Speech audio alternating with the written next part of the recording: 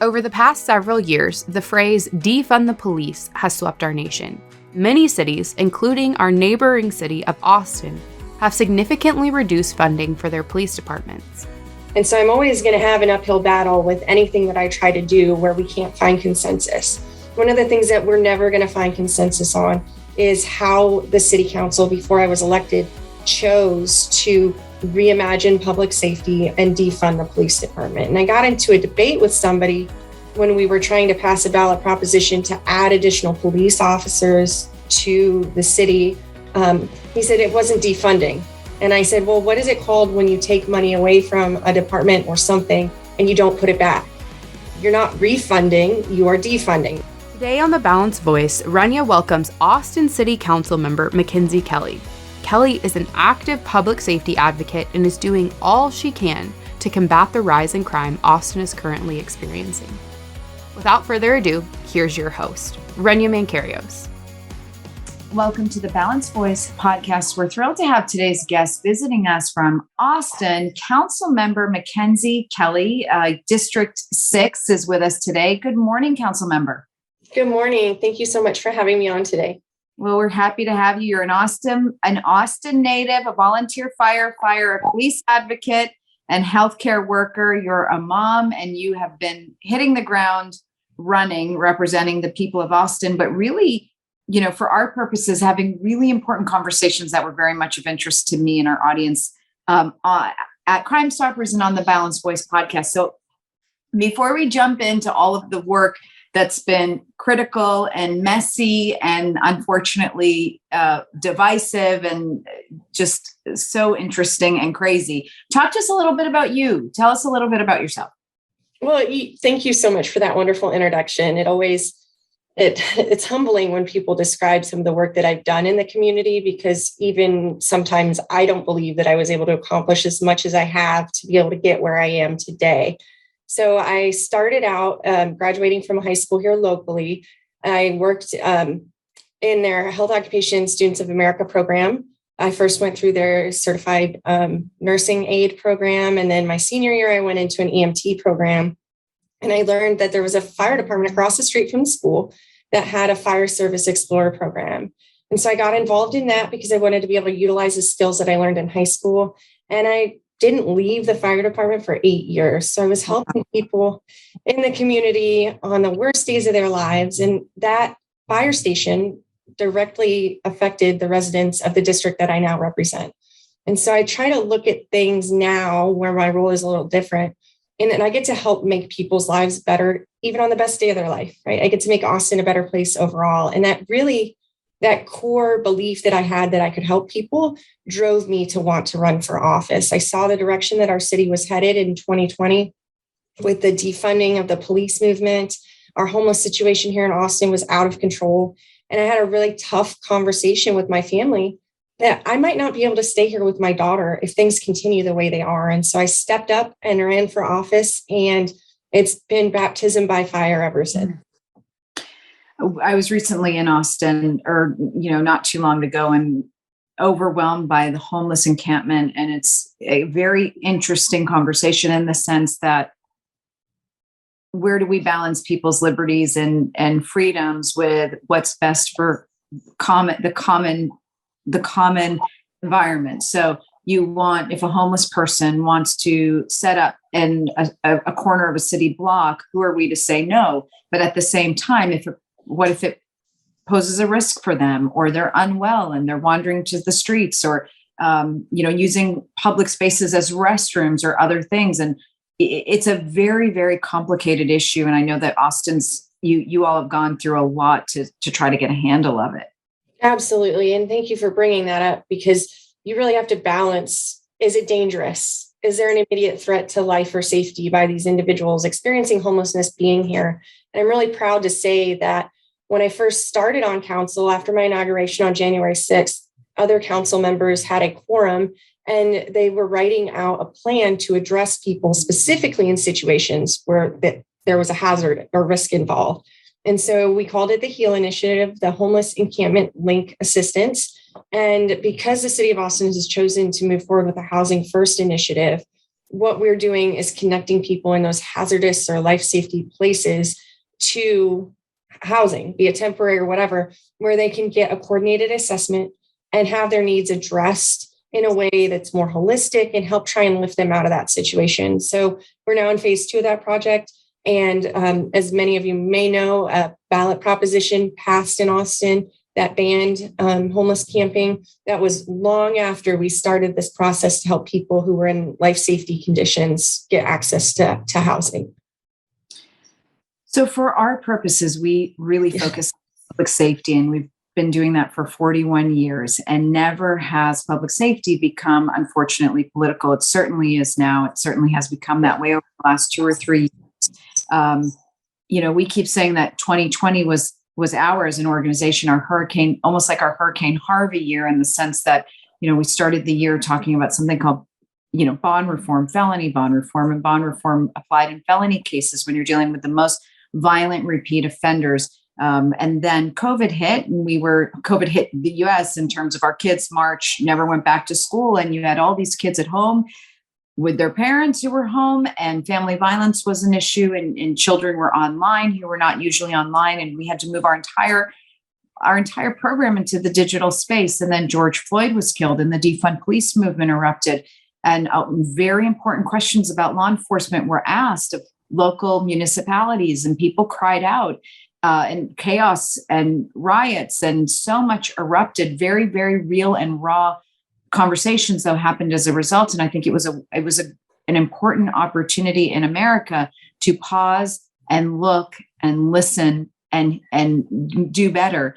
But at the same time, a lot of people said, defund police. It's just sort of like a slogan that embodies a bigger picture of reforming police. And then there are other cities that were saying, no, we literally want to slash budgets. And I think in Austin, you guys looked at slashing about $150 million. But walk us through. This is where you walked in. You walked into this setting. How was it when you came? Where are you now? Obviously, crime has been an issue in the city of Austin, of course, in Harris County as well, and across the country. How are the dots connected? Well, I think it's important, and thank you for that background. It's important for individuals who might not understand how the city council in Austin works to know that we have 10 single member districts plus 1 mayor. So there are 11 people total on the council. I am but one of those people. And so I'm always going to have an uphill battle with anything that I try to do where we can't find consensus. One of the things that we're never going to find consensus on is how the city council, before I was elected, chose to reimagine public safety and defund the police department. And I got into a debate with somebody when we were trying to pass a ballot proposition to add additional police officers to the city. He said it wasn't defunding. And I said, well, what is it called when you take money away from a department or something and you don't put it back? You're not refunding, you are defunding. That money is coming out of the situation. And you're correct, it was $150 million. On top of that, the former council decided to remove 150 vacant police officer positions. And so when you fast forward to today, we have over 200 vacancies, plus the additional 150 that were taken out previously. And we're mandated under a House bill that Governor Abbott passed to put that money back into the police department. So if you want to look at how that happened, how it was pieced back together, prior to the House bill passing, our city council also took out the forensics department because that was civilian led, and 911 communications because those are also civilians. And so when they took those out, the governor forced us to put them back in, but we didn't gain any additional police officers at all during that time. We're losing officers at an obnoxious rate of attrition. We have 15 to 20 officers that are leaving each month due to morale issues. And I'll just tell you that is awful. It is so hard to see these officers leave due to retirements, early retirements, or just flat out resignations. There was a billboard here in Austin recently advertising for Seattle for police to go there. It's unbelievable. And I hear both sides of the argument. We have a heart for every community, and we think these conversations are so important. And we always say, You can't have a surgeon that's not fully up to par and ready to do their job. You can't have a pilot that isn't ready to do their job in the utmost professionalism. You can't have a police officer that shows up to work and is not ready to do their job in the utmost professionalism. But what we've done is we've swung the pendulum so far where we've painted all law enforcement with the same brush, made them no longer heroes, community heroes, but community enemies. And of course, you're going to have these men and women who put their lives on the line every day say, why am I doing this? You couple that with bond reform that's basically saying arrest them short. As soon as they get in front of the system, we're going to let them out because everybody's innocent until proven guilty. And it's a recipe for disaster. Where the solutions lie, it's multifaceted, but at the end of the day, it does rest on the shoulders of people like you who serve in local municipalities. I think you guys are actually the champions for these causes, and you're the ones that are going to put our cities back together. How do you balance that, though, when you represent, I think, the largest district in Austin, and you certainly have people in your district that are like, we don't care what Governor Abbott says, that the 150 million needs to go to social services. And then you have people in your district that are certainly saying, no, we need more police, and you've got to fix the morale for law enforcement. How on earth do you guys balance this? Well, I'll start by saying that I don't think that we're ever going to get anywhere or make progress in our community unless we look at alternative ways of doing things and improve upon those processes. What I will say to counter that is that you can't just throw the baby out with the bathwater. You can't cut funding to a department, even if they need or require additional training. We can't have patrol officers leave patrol to go into training if we don't have anybody to backfill those positions. And so where I think the biggest problem, at least from my analysis of the situation here in Austin, is that our council did this without paying attention to any repercussions that could occur. And they weren't looking far enough ahead. And as someone who sits in a position where I get to legislate and make decisions, every decision that I make, people's lives are affected by. And Yeah. so I want to make sure that we look at every single option that we have before us and make the best decision possible before proceeding, and also educate my colleagues on what it is that they might not see. And that's where I can provide some insight into certain situations. I'd like to say too, that I have a great relationship with the police officers. I go out of my way. If I see them at a restaurant, I'll go over to their table, I'll introduce myself, I'll say hi, and I will say thank you. And we really need more of that in the community as a whole, because officers are in a situation all across the country where the morale is definitely down. And a simple thank you could mean the world to them. It could keep them going. And they are definitely appreciated for it. Austin did something unique, and it was incorrectly reported that the city manager, or you can correct me, you can set the record straight. But in one report, I read the Austin city manager, Spencer Kronk, shut down the Austin Police Academy for a year to rewrite the curriculum. I read in another account that actually you all city council ordered that it be shut down for a year to rewrite the curriculum. Either way, what was the goal there? What was the goal of doing that? So there were allegations that came out of the academy that said that there were components surrounding racism and other things that I don't even want to talk about because they're so bad. And so the council, before I was elected, decided to stop 3 cadet academies from starting, which with our attrition as it is, we're in a really bad spot when it comes to training and getting cadets in there and their boots on the ground after they get out of field training. So we do have right now our first academy going.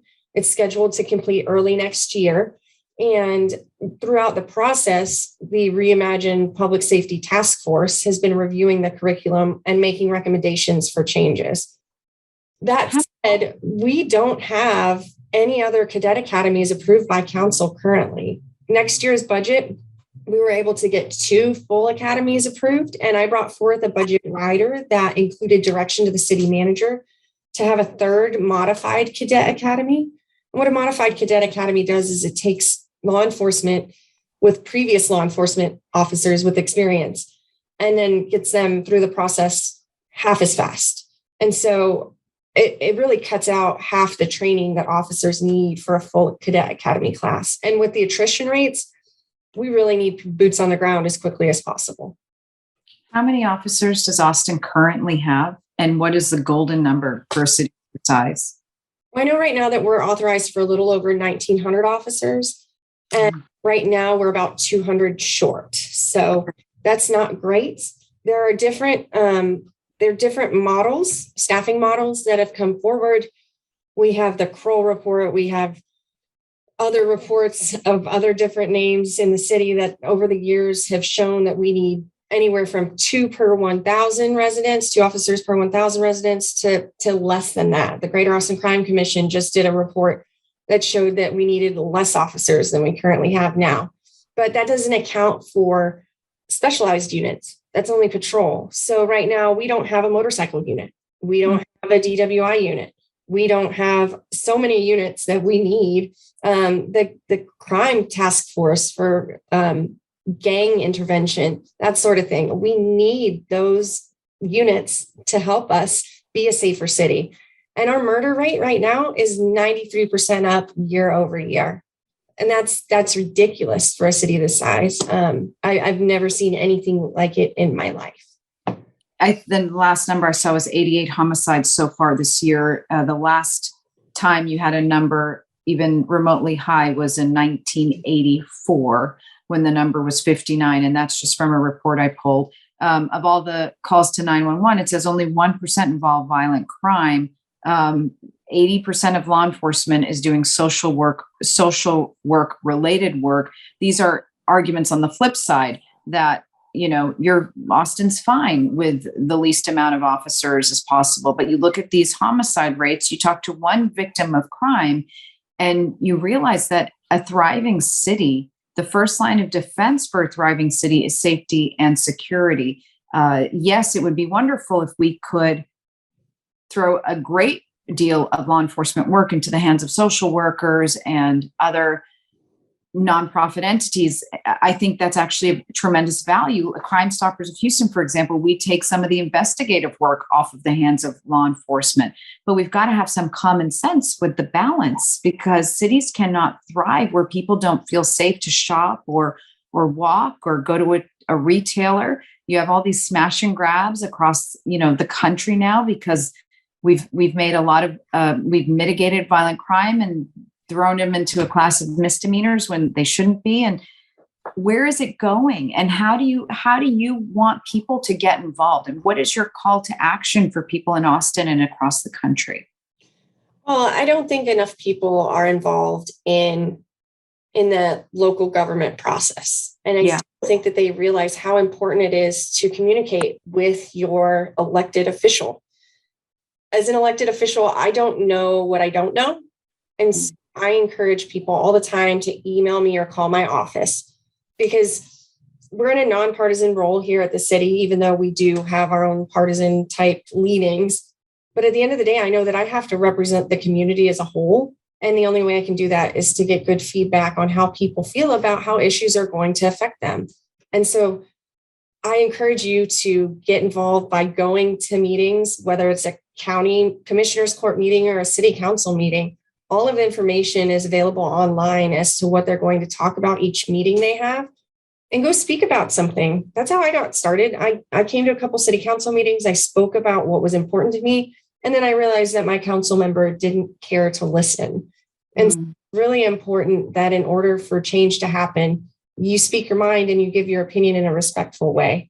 Moving forward here in Austin, we've got to have those cadet classes approved. Otherwise, we're not going to have any police here in Austin, and that is a dangerous place to be. Our mayor actually said a few months ago on the news that he hoped that one day we could live in a place where there is no police. And I just don't see that as being possible.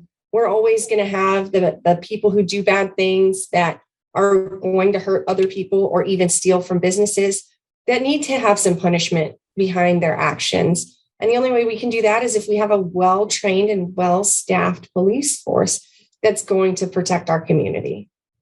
And those comments by the current mayor, and again, one of the words you just said was respect. I do believe that elected officials have to be treated with the utmost respect because we appreciate everyone who serves. You give up so much of your personal lives in exchange to be boots on the ground, on call, and of service to those of us in the city or county, the district you represent. So I don't mean to speak negatively of the mayor there or of any mayor or any elected official, but it bothers me when elected officials say things like that. We need to reimagine police, and it's careless and they're not thinking about the ramifications of what they're saying. Or we hope for a day when there's no law enforcement, when they're actually, that's one thing to say, yes, I hope everybody is safe forever. Okay, great. But if I'm saying it and in a position to actually cut law enforcement and shrink law enforcement and literally shrink the size of the department that I'm overseeing, those words become very dangerous. I am certain that the local mayor has his own security, and he should. I want them to. But it's so obvious that they don't want their own personal lives to be in jeopardy, but they're not making the connection that the comments and the policies are affecting the safety and the public lives of those that they serve. And that's I guess always been a source of frustration for me and for a lot of other citizens who are paying attention and are plugged in and are listening and thinking, how can you say this when you yourself are taking your own personal safety so seriously? Yeah, it definitely has a hypocritical element to it, and it bothers me to my core. I've talked to the mayor's security before. They're great people, and I'm glad that he has that available. But the fact of the matter is, we have people in our community who don't have that option available to them, and he absolutely should. And I'm not denying that either. It's just that we have a police department in our community to protect the people that live here. And when we don't have officers, or our response times are increased, our hotshot calls are now over 10 minutes to get to, that's a problem. And it needs to be corrected in a way that the people who are paying the taxes in our community, which go towards these services, feel and see and understand that they are getting the best services that they are paying for. Well, we're proud of the work that everybody does. All of you who serve, we're so thankful. Whether we agree or disagree, the conversations are so important. I was sitting with an elected official not too long ago, and we were simply talking about how extreme the politics has become.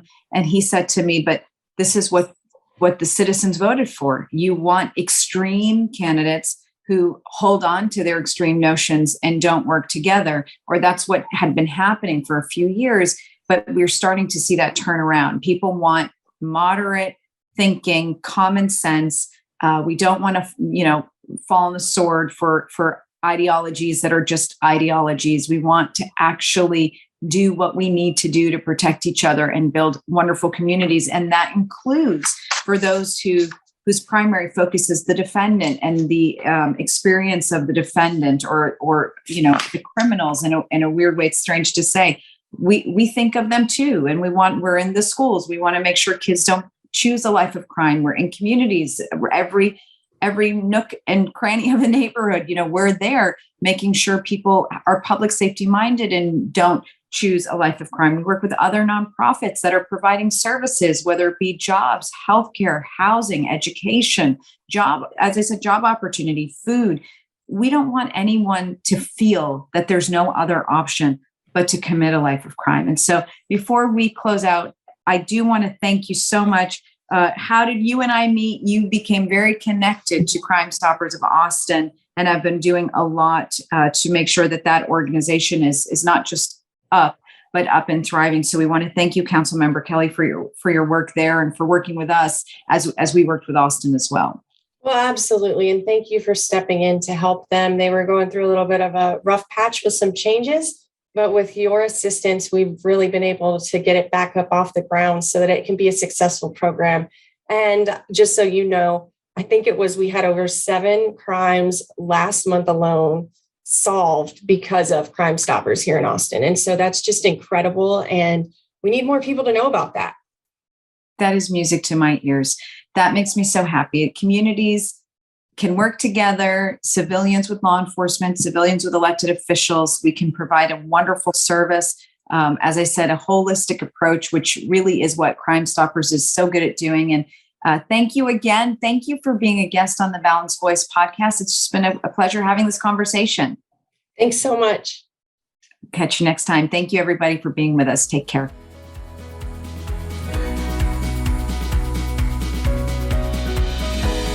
Thanks for tuning in to today's Balanced Conversation. You can find real solutions and tangible resources in our show notes at thebalancedvoicepodcast.com. To join the conversation, follow us on Instagram at The Balanced Voice Podcast and on Twitter at @BalancedVoice_. Stay up to date on Rania's work by following her at The Rania Report, and we can't wait to see you next week for another Balanced Conversation.